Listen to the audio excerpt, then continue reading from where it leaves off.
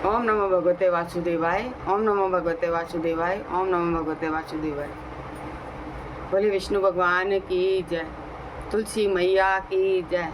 बोले शालिग्राम भगवान की जय। तो भक्तों, कार्तिक मास के आज 5वें अध्याय की कथा मैं आपसे कहूँगी।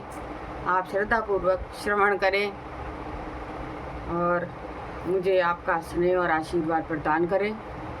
तो मित्रों, आज की जो कथा है, 5वां जो अध्याय है, उसमें इस कार्तिक मास में जिन जिन इस व्रत के जिन जिन नियमों का पालन करना होता है और कैसे किया जाता है, इसके बारे में शायद वर्णन है। मैं आपको सुनाती हूँ, आप सुने। बोलिए विष्णु भगवान की जय। 5वां अध्याय। राजा पृथु बोले, हे मुनि जी, आपने कार्तिक और माघ मास का विस्तृत फल कहा। अब इसके विधिवत स्नान की विधि, नियम और उद्यापन की विधि भी आप हमसे कहिए। नारद जी ने कहा कि आप विष्णु भगवान के अंश से उत्पन्न हुए हैं, अतः यह बात आपको मालूम ही है। यद्यपि मैं यथोचित विधान आपसे कहता हूँ, उससे सावधान मन से सुनिए।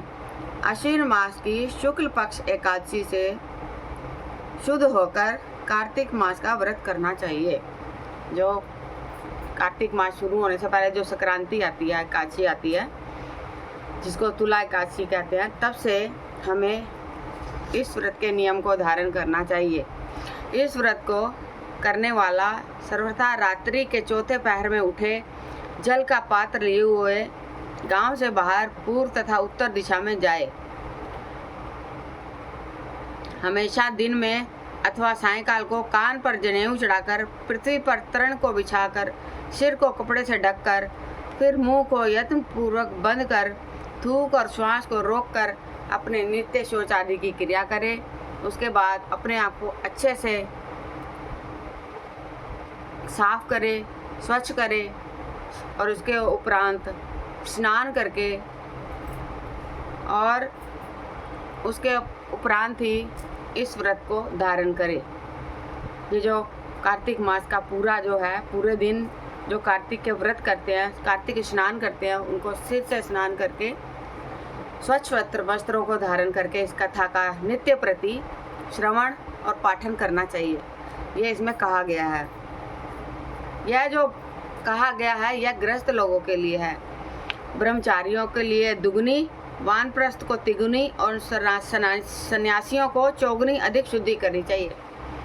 तो जो लोग ब्रह्मचारी हैं, जो गृहस्थ आश्रम में नहीं गए हैं, उनके लिए दुगनी है, मतलब वो इसका दुगना करें, अपने आप की साफ सफाई का ध्यान रखें। जो वन में चले गए हैं तप आदि के लिए, उनको 3 गुना ज़्यादा स्वच्छता का और इन नियमों का पालन करना चाहिए। और जो सन्यासी लोग हैं, उनको 4 गुना इन नियमों का पालन करना चाहिए। और रात्रि में भी इसी प्रकार अपनी शुद्धि को करना चाहिए। जो मनुष्य मुख शुद्धि दातुन नहीं करता, उसके सब मंत्र निष्फल हो जाते हैं। तो इसमें यह बताया गया है कि दांतों की सफाई करना भी उतना ही जरूरी है जितना बाकी शरीर के अंगों की सफाई करना जरूरी है। तो जो दातुन नहीं करता, उनके द्वारा किए गए जो मंत्र हैं, उनका कुछ फल नहीं होता फिर। तो इसलिए दांत और जीभ को बलपूर्वक स्वच्छ करना चाहिए। हे वनस्पति, तू आयु, बल, कीर्ति, तेज, प्रभा, पशु, संपत्ति, ब्रह्म, ज्ञान, बुद्धि, विद्या हमको दे। तो हमें प्रकृति से यह प्रार्थना करनी चाहिए कि हे वनस्पति, तुम मुझे आयु दो, बल दो, मतलब शक्ति दो, हिम्मत दो, कीर्ति दो, कीर्ति मतलब यश, ख्याति जिसको बोलते हैं, तेज दो, प्रभा दो, पशु दो, संपत्ति दो, ब्रह्म दो, ज्ञान दो। ब्रह्म मतलब हमें तप करने की इतनी शक्ति होनी चाहिए, हम अपने आप को जान पाएं। ज्ञान दीजिए, बुद्धि दीजिए, विद्या हमको दीजिए। यह मंत्र पढ़कर दातुन वृक्ष से ग्रहण करें। तो ये मंत्र पढ़ के माँ प्रकृति से उनसे एक दातुन 12 इंच लंबा एक दातुन का टुकड़ा तोड़ के उससे हमें दांतों की सफाई करनी चाहिए। यह मंत्र कहकर दूध वाले वृक्ष से 12 अंगुल दातुन लेकर करें। 12 अंगुल, 12 अंगुल का दातुन, 12 मतलब 12 होता है। तथा श्राद्ध और व्रत के दिन न करें। जब श्राद्ध हो और व्रत हो तब नहीं करना चाहिए, क्योंकि तब हम मंत्रोच्चार ऐसा नहीं करते, हम पितरों के प्रति हम अपना तर्पण करते हैं। तो प्रतिपदा, अमावस्या, नवमी, छठ, रविवार, चंद्र तथा सूर्य के ग्रहण में दंत धावन कदापि ना करें। तो इन दिनों में, इन खास दिनों में हमें अपने दांतों को धोना नहीं चाहिए। वो कौन से हैं? प्रतिपदा। प्रतिपदा क्या होती है? पूर्णमासी और अमावस्या के बाद जो तिथि आती है उसे प्रतिपदा कहते हैं। इसके अलावा अमावस्या को, नवमी के दिन, छठ के दिन, रविवार को और चंद्र मीन्स सोमवार को तथा सूर्य के ग्रहण में हमें दांतों को धोना नहीं चाहिए।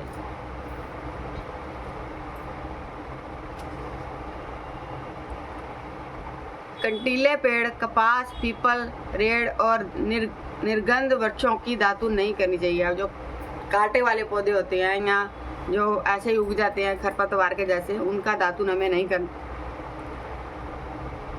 पीपल का नहीं करना, कपास का नहीं करना। इसके पश्चात फूल, माला, चंदन, पान इत्यादि पूजन सामग्री लेकर प्रसन्न मग्न हो भक्ति पूर्वक विष्णु भगवान अर्थात शिव जी के मंदिर में जाकर वहां देवताओं को अर्घ्य, आचमनीय आदि वस्तुओं से अलग अलग पूजन कर प्रार्थना तथा प्रणाम कर नित्य प्रति मंगल कार्य करने चाहिए। फिर ताल, वेणु, मृदंग आदि को बजावें। ताल मीन्स ताली, वेणु मृदंग मतलब ढोलक के जैसी होती है, जिसको मृदंग कहते हैं। ज़्यादातर इस्कॉन वाले जो बजाते हैं वो मृदंग होती है। आदि को बजावें, गावें और नर्तकों के साथ नाचें। फिर माला, चंदन, तांबुल आदि से उन गायकों का भी पूजन करें। तो मंदिर में जाके हमें पूरे संगीत के साथ नाच कर, गा कर और जो सेवा करते हैं गाने की या बजाने की, उनको भी चावल, पुष्प, माला आदि देकर उनकी भी पूजन करनी चाहिए, क्योंकि देवस्थान में गाने वाले साक्षात विष्णु भगवान की ही मूर्ति हैं। ये लोग सत्य युग आदि में विष्णु भगवान को तपस्या, योग और दान द्वारा प्रसन्न करते थे, किंतु कलयुग में अनुराग सहित भगवत गुणगान ही भगवान को प्रसन्न करने के लिए प्रधान माना गया है। हे राजन, तो इसमें भगवान स्वयं कहते हैं कि जो भक्त लोग या जो गायक होते हैं, जो सिंगर होते हैं, जो भगवान का गुणगान करते हैं, जहाँ जहाँ भी चौकी जागरण और भजन संध्याएं होती हैं वहाँ पे ये गायन करते हैं, तो इनका भी पूजन उसी प्रकार करना चाहिए जैसे आप भगवान का करते हैं। उनको माला पुष्प चढ़ाते हैं, उनको तिलक करते हैं, तो गाने वालों का भी इस प्रकार से आदर करना चाहिए, क्योंकि ये वो लोग होते हैं जिनका प्रारब्ध भगवान विष्णु के स्मरण में और भजन गायन में निकला है। हर किसी को ये कला प्राप्त नहीं होती और हर कोई ये काम नहीं कर सकता। तो इस करके जो भी भजन गायक होते हैं, जब वो भजन करने बैठते हैं तो वो भी विष्णु स्वरूप ही होते हैं। जो कहते हैं भक्त से बड़ा भक्त का दास, जो भगवान का नाम ले वो भगवान से भी उसका स्थान ऊपर हो जाता है। यहाँ मेरी बात को आप गलत ना लीजिएगा, क्योंकि ये कहावतें पुरानी पहले से चलती आ रही हैं। तो गाने वाले का भी वैसा ही मान करना चाहिए। उतना नहीं कर पाए तो तिलक और फूल माला से और चावल ऐसे उस पर निछावर करके उनका सम्मान करना चाहिए। इससे आपका कुछ नहीं घटेगा, ना गाने वाले का कुछ हो जाएगा, बस एक इज्जत, मान और सम्मान की बात होती है। क्योंकि ये जो गाने वाले लोग हैं ना, ये प्रारब्ध में भगवान का आराधन करते आ रहे हैं, इसलिए ये भी पूजनीय हैं। किंतु कलयुग में अनुराग सहित भगवत गुणगान ही भगवान को प्रसन्न करने के लिए प्रधान माना गया है। और आजकल के समय में तो इसी के द्वारा ही भगवान को प्रसन्न किया जा सकता है। आपको ना पूजा आती है, ना मंत्र आते हैं, ना आप कुछ गा सकते हैं, ना आप कुछ भी कर सकते हैं। बस भगवान के मंदिर में बैठ के भगवान के नाम का अगर संगीत के साथ आप स्मरण भी करते हैं तो आपसे बड़ा गायक कोई हो नहीं सकता। तो हे राजन, मैंने एक बार विष्णु भगवान से पूछा था कि आप अधिकतर कहाँ रहते हैं। यह सुनकर विष्णु भगवान ने कहा, हे नारद, मैं वैकुंठ में अथवा योगियों के हृदय में भी नहीं रहता। अपितु जहाँ मेरे भक्त मेरा गुणगान करते हैं वहाँ मैं अवश्य रहा करता हूँ। जो प्राणी चंदन मालादिक से हमारे भक्तों का पूजन करते हैं उससे मुझे वैसी प्रीति होती है जैसी प्रीति मेरे पूजन से भी नहीं हो सकती। तो भगवान कहते हैं कि मेरे भक्त का जहाँ मान और सम्मान हो वहाँ मैं रहता हूँ। मुझे अपनी पूजा से इतनी खुशी नहीं होती जितने मेरे भक्त की कोई पूजा कर ले उससे मुझे इतनी खुशी होती है। मैं उससे प्रेम करता हूँ। जो मूर्ख प्राणों की कथा तथा मेरे भक्तों का कीर्तन सुनकर उनकी निंदा करते हैं वे मेरे शत्रु सदृश हैं। तो भगवान स्वयं कह रहे हैं नारद जी को कि जो मेरा गुणगान करते हैं उनकी कोई निंदा करता है तो उससे बड़ा मेरा कोई शत्रु नहीं है, वो एक महाघोर पापी है। शिरीष, धतूरा, गिरिजा, चमेली, केसर, कंदार, मदार तथा कनेर के फूल और अक्षतों से विष्णु भगवान की पूजा नहीं करनी चाहिए। विष्णु भगवान की पूजा, शिरीष ये एक प्रकार के फूल है। धतूरा शंकर जी को चढ़ता है। गिरिजा, चमेली, केसर भगवान हनुमान जी को चढ़ता है। केसर भगवान शंकर जी को चढ़ता है, महादेव को चढ़ता है। कंदार, मदार तथा कनेर के फूल और अक्षतों से विष्णु भगवान की पूजा नहीं करनी चाहिए। तो इन चीज़ों से भगवान विष्णु की पूजा को नहीं करना चाहिए। अड़हल, कंद, शिरीष, जूही, मालती, केवड़ा के पुष्पों से शिव जी का पूजन नहीं करना चाहिए। तो इसमें बताया गया है कि विष्णु भगवान की पूजा किन फूलों से नहीं करनी चाहिए और शंकर जी की पूजा किन फूलों से नहीं करनी चाहिए।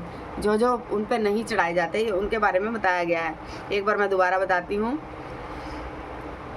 अड़हल, कंद, शिरीष, जूही, मालती, केवड़ा के पुष्पों से शिव जी का पूजन नहीं करना चाहिए। लक्ष्मी की अभिलाषा करने वाले पुरुष को चाहिए कि तुलसी पत्र से गणेश जी की, दुर्वा से दुर्गा जी की, अगस्त्य के फूलों से सूर्य नारायण की पूजा ना करें। ठीक है, गणेश जी को तुलसी ना चढ़ाएं, माँ भगवती को दुर्वा ना चढ़ाएं, क्योंकि दुर्वा जो है वो भगवान गणेश जी को प्रिय है। तो इस करके दुर्वा गणेश जी को चढ़ाएं आप, और माँ भगवती को आप तुलसी चढ़ा लें, ऐसा कुछ नहीं है। तो अगस्त के फूलों से सूर्य नारायण की पूजा ना करें। जिन सूर्य नारायण की पूजा को लाल फूल से की जाती है, गुलाब के, तो जिन देवताओं के लिए पूजा में जो फूल निर्दिष्ट हैं उन्हीं से उनका पूजन करें।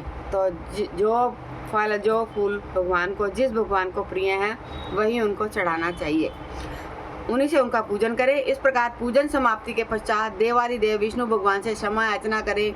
हे सुरेश्वर, हे देव, मेरे पास न मंत्र न क्रिया, भक्ति से भी मैं हीन हूँ। जो कुछ भी आपकी पूजा मैंने की है आप हमारी उस पूजा को पूर्ण करें। तो भगवान विष्णु से हमें यह प्रार्थना करनी चाहिए कि मंत्रहीनम क्रियाहीनम भक्तिहीनम सुरेश्वर परम। तो हे ईश्वर, मैं भक्ति जानता हूँ, ना मैं मंत्र जानता हूँ, ना मैं कैसे करना है वो जानता हूँ। मैं एक भोला भगत हूँ। तो मेरी भोले भक्ति से, भोले भाव से जो मैंने आपका नाम स्मरण किया, जो मैंने आप आरती पूजन किया, आप उसी को ही स्वीकार करें और मेरे अपराधों को क्षमा करें। बस इतनी सी प्रार्थना आप कर लेंगे ना, तो भगवान आपने जो भी कार्य किया है बैठकर मंदिर में या आसन पर, वो भगवान आपका सहर्ष स्वीकार करेंगे। तो इतना कहने के बाद परिक्रमा करके दंडवत प्रणाम कर पुनः समय याचना करके गायन कीर्तन आदि करना चाहिए। आप जैसे भी प्रार्थना भोले भाव से करेंगे उसके बाद परिक्रमा करके क्षमा याचना करके और आप फिर से भजन गायन कीर्तन कीजिए। जो मनुष्य शिव और विष्णु की विधि पूर्वक कार्तिक मास की रात्रि में पूजा करती हैं वह पवित्र आत्मा होकर अपने पूर्व पुरुषों के साथ विष्णु लोक को जाते हैं। क्षमा कीजिएगा, ये धूप जो है ना इसे गले में लगती है। तो इस प्रकार से जो भगवान विष्णु का, भोलेनाथ का पूजन अर्चन करते हैं, भगवान उनका पूजन अर्चन स्वीकार करते हैं और ऐसे जो पुरुष हैं वो फिर वैकुंठ लोक, विष्णु लोक को जाते हैं। तो ये आज के 5वें अध्याय की कथा, यहीं पे ही मैं इस कथा को समापन करती हूँ। 6ठे अध्याय की कथा मैं आपको कल सुनाऊंगी। तो 5वें अध्याय की कथा में भगवान विष्णु ने सीधे सरल भाव से बताया है कि जो हम जैसे गृहस्थ लोग हैं, ब्रह्म मुहूर्त में सुबह उठकर 3 बजे 4 बजे अपना शौच आदि से निवृत्त होकर स्नान आदि करके स्वच्छ वस्त्रों को धारण करके भगवान का पूजन अर्चन करें, स्मरण करें। और जो साधक लोग हैं, जैसे जो ब्रह्मचारी हैं, उनको दुगना करना चाहिए। और जो तपस्या कर रहे हैं, जो वन में जाके ध्यान लगा के बैठे हैं, वन में एकांतवास में हैं, उनको 3 गुना करना चाहिए। और ऋषियों, मुनियों और सन्यासियों को 4 गुना अपनी स्वच्छता के साथ पूजन अर्चन करना चाहिए। तो ये तो हो गए इनके नियम। अब किस भगवान को किस दिन क्या चढ़ाना चाहिए, क्या नहीं चढ़ाना चाहिए, इसके बारे में वर्णन है। आपने सारा सुन ही लिया है, तो मैं दोबारा से व्याख्या न करते हुए बस इतना ही कहूँगी कि भगवान को अपने भोले भक्त बहुत प्रिय हैं। भोले भक्तों का जहाँ सम्मान है वहाँ भगवान स्वयं विराजमान रहते हैं। तो भगवान से यही प्रार्थना है कि ना मैं मंत्र जानती हूँ, ना मुझे कुछ करना आता है, ना मैं कुछ बोल सकती हूँ, ना कह सकती हूँ। मेरे मन के भाव भगवान आप जानें और सृष्टि का कल्याण करें। जिन जिन की जो जो मंगल कामना है उनको पूर्ण करें। इसी के साथ मैं आज की कथा को विराम देती हूँ। अगली कथा कल 6वां अध्याय।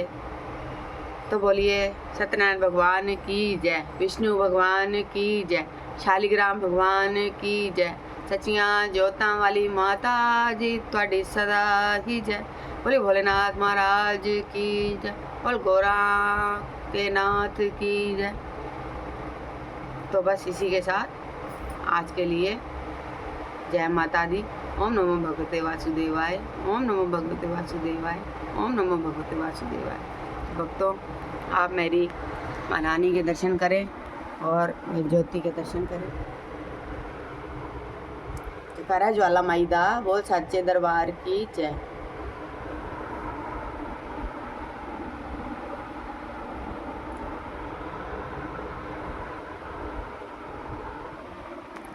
जय माता दी भक्तों, जय माता दी।